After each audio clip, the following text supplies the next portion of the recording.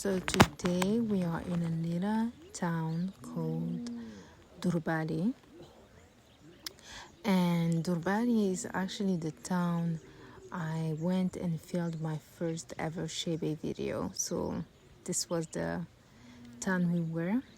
So my uncle, he has 3 wives, and it's actually quite normal here to have multiple wives for men, and one of his wife lives in Durbali.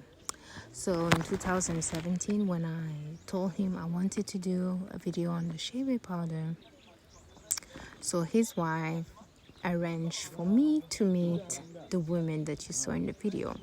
So she was a good host, and she explained everything about the shea. She showed me everything about the shea, and then we paid her the price we agreed before, and then we went back to the capital in Jamena. So it's about 2 hour drive from Durbali.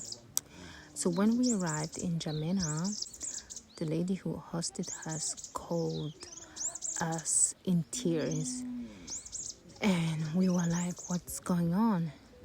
And she said that one of the person who was there and saw that she was paid for the video got super jealous, and this person went to the head of the tribe and told the head of the tribe that there is some outsider who came to Khadija's house and they filmed porn, so they're gonna take this video outside and show it to everybody. Crazy, right?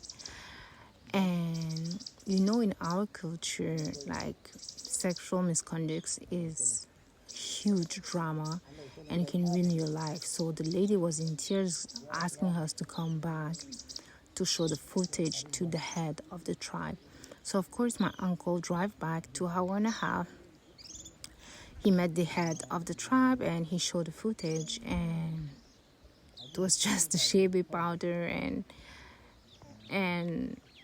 applying the shea, and that was it. And the head of the tribe was like, oh, he actually liked the footage, and he was like, oh, I'm actually honored that people are gonna learn about my culture, and you guys have my blessing.